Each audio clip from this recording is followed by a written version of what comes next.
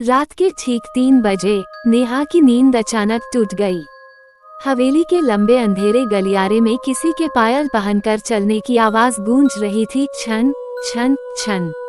उसने घबराकर अपने पति आरव को जगाने की कोशिश की, लेकिन उसका शरीर बर्फ की तरह ठंडा पड़ा था।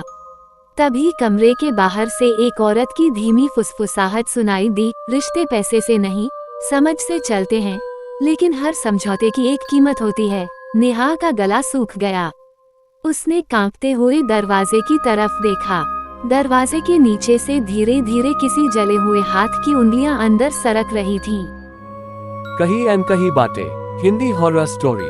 पुरानी हवेली की दीवारों पर टंगी घड़ी हर सेकंड के साथ अजीब आवाज कर रही थी, टक टक टक। नेहा बिस्तर पर बैठी कांप रही थी। उसकी आंखें दरवाजे पर टिकी थीं, क्योंकि कुछ देर पहले उसी दरवाजे के बाहर किसी औरत ने धीमी आवाज में कहा था, समझदारी का रिश्ता सबसे खतरनाक होता है। नेहा का गला सूख गया। उसने अपने पति आरव को जगाने की कोशिश की, लेकिन आरव गहरी नींद में था या शायद सोने का नाटक कर रहा था। फिर अचानक दरवाजे के नीचे से किसी के लंबे काले बाल अंदर सरकने लगे और तभी हवेली की सारी लाइटें एक साथ बंद हो गईं। दिल्ली की भीड़ भाड़ से दूर राजस्थान के एक छोटे गांव खिरागढ़ में स्थित थी वो पुरानी हवेली, जिसे लोग काली हवेली कहते थे। नेहा और आरव की शादी को अभी सिर्फ 3 महीने हुए थे। आरव एक शांत स्वभाव का लड़का था। वो हमेशा कहता, रिश्ते पैसे से नहीं चलते नेहा, समझ से चलते हैं। नेहा को उसकी यही बात सबसे ज्यादा पसंद थी। ना दहेज की मांग, ना दिखावा, ना कोई लालच। आरव के परिवार में सिर्फ उसकी माँ शारदा देवी थीं। उनका व्यवहार भी शुरू में बहुत अच्छा था, लेकिन गांव के लोग जब भी नेहा को देखते उनके चेहरे पर अजीब डर दिखाई देता। एक दिन पड़ोस की बूढ़ी औरत ने नेहा से कहा, बहू, अगर रात में कोई रोने की आवाज सुनाई दे तो कमरे से बाहर मत निकलना। नेहा ने हंसते हुए पूछा, क्यों दादी? बूढ़ी औरत के चेहरे का रंग उड़ गया, क्योंकि इस हवेली में रिश्ते मरते नहीं, भटकते हैं। उस रात मौसम बहुत खराब था। आसमान में बिजली चमक रही थी। नेहा कमरे में अकेली बैठी थी क्योंकि आरव किसी काम से बाहर गया था। तभी उसे नीचे से बर्तनों के गिरने की आवाज आई। शायद मांझी होंगी, सोचकर वो नीचे गई, लेकिन रसोई पूरी खाली थी। तभी पीछे से किसी ने उसके कान में फुसफुसाया, तुम भी समझौता कर लोगी ना? नेहा चीख पड़ी। वो पलटी, लेकिन वहाँ कोई नहीं था। तभी उसकी नजर दीवार पर लगी एक पुरानी तस्वीर पर गई। तस्वीर में आरव एक लड़की के साथ खड़ा था, लेकिन लड़की का चेहरा काला कर दिया गया था। नेहा के हाथ कांपने लगे। तभी पीछे से शारदा देवी की आवाज आई, उस तस्वीर को मत देखो। उनकी आवाज बहुत भारी और डरावनी थी। कौन थी वो? शारदा देवी कुछ पल चुप रहीं, फिर बोली, आरव की पहली पत्नी। नेहा की सांसें रुक गईं। लेकिन आपने तो कहा था कि उसकी पहली शादी नहीं हुई। शारदा देवी ने उसकी तरफ घूर कर देखा। कुछ रिश्ते दुनिया से छुपाने पड़ते हैं। अगले दिन नेहा पूरे घर में घूम रही थी। तभी उसे तीसरी मंजिल पर एक बंद कमरा दिखाई दिया।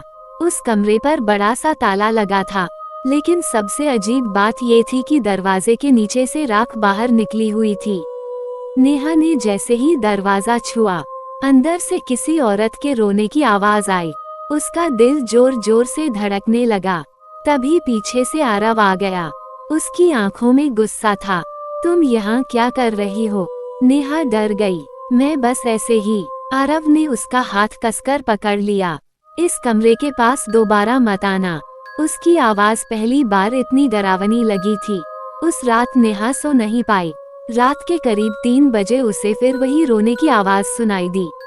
इस बार आवाज उसके कमरे के बाहर से आ रही थी। धीरे धीरे कोई दरवाजा खटखटाने लगा, ठक ठक ठक। नेहा ने डरते हुए पूछा, कौन? बाहर से आवाज आई, मुझे बाहर निकालो। वो आवाज किसी औरत की थी, और सबसे डरावनी बात, वो आवाज बिल्कुल नेहा जैसी थी। अगली सुबह नेहा गांव की उसी बूढ़ी औरत के पास गई। उसने सारी बातें बताईं। बूढ़ी औरत ने कांपते हुए कहा, तुम्हें यहाँ से भाग जाना चाहिए। लेकिन क्यों? बूढ़ी औरत ने धीरे धीरे सच बताया। 5 साल पहले आरव की शादी एक लड़की मीरा से हुई थी। मीरा बहुत गरीब परिवार से थी, लेकिन वो बहुत समझदार और शांत लड़की थी। शादी के कुछ महीनों बाद गांव वालों ने हवेली से चीखने की आवाजें सुननी शुरू कर दी। फिर एक दिन अचानक खबर आई, मीरा ने आत्महत्या कर ली। लेकिन गांव वालों को सच पता था, मीरा को मारा गया था। नेहा का पूरा शरीर कांपने लगा। किसने? बूढ़ी औरत ने हवेली की तरफ देखते हुए कहा। उस घर ने। उस रात नेहा चुपके से तीसरी मंजिल पर गई। इस बार ताला खुला हुआ था। कमरे के अंदर घुप अंधेरा था। जैसे ही उसने मोबाइल की फ्लैशलाइट जलाई, उसकी चीख निकल गई। पूरा कमरा दीवारों पर खून से लिखे शब्दों से भरा था। समझौता मत करना, वो इंसान नहीं है। रिश्ते यहाँ कैद हो जाते हैं। कमरे के कोने में एक पुरानी डायरी पड़ी थी। वो मीरा की डायरी थी। नेहा कांपते हाथों से उसे पढ़ने लगी। आरव वैसा नहीं है जैसा दिखता है, उसकी माँ भी नहीं। ये लोग इंसानों की भावनाओं से खेलते हैं। जो औरत ज्यादा सहनशील और समझदार होती है, उसे ये लोग कभी जाने नहीं देते।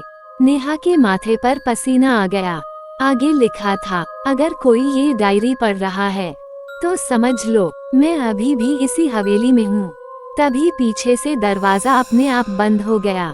धड़म। कमरे में अचानक ठंडी हवा चलने लगी और फिर दीवार पर खून से एक नया वाक्य उभरने लगा, नेहा भाग जाओ। नेहा नीचे भागी, लेकिन नीचे जो उसने देखा उससे उसके होश उड़ गए।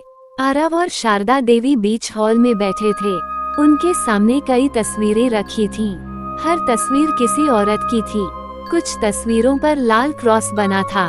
नेहा ने कांपते हुए पूछा, ये सब कौन है? आरव धीरे धीरे मुस्कुराया। उसकी मुस्कान इंसानी नहीं लग रही थी। हमारे रिश्ते। नेहा पीछे हट गई।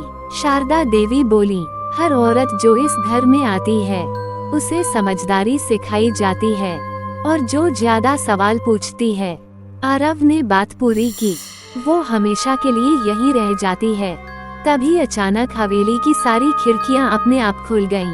तेज हवा चलने लगी और नेहा ने देखा, सीढ़ियों पर एक सफेद साड़ी पहने औरत खड़ी थी। उसका चेहरा जला हुआ था। वो मीरा थी। मीरा धीरे धीरे सीढ़ियों से नीचे उतर रही थी। उसकी आंखों से खून बह रहा था। नेहा डर से कांप रही थी, लेकिन सबसे डरावनी बात ये थी कि आरव और उसकी माँ बिल्कुल नहीं डर रहे थे।